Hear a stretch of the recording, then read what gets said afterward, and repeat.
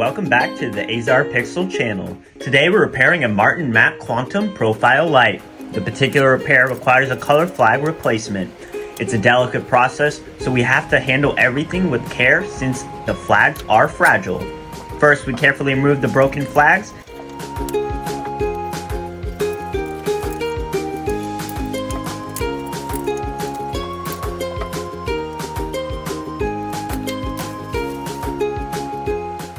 And replace them with new ones.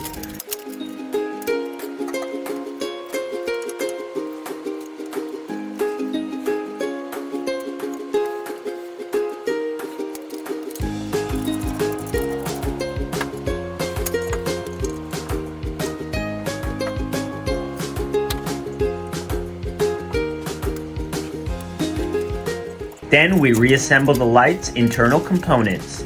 Next, we insert the optical system back into the light frame.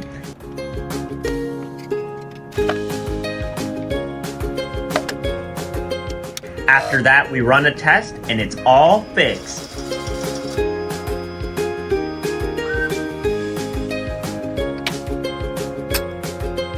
At Azar Pixel, we don't just repair LED modules, we also handle repairs for audio and video equipment.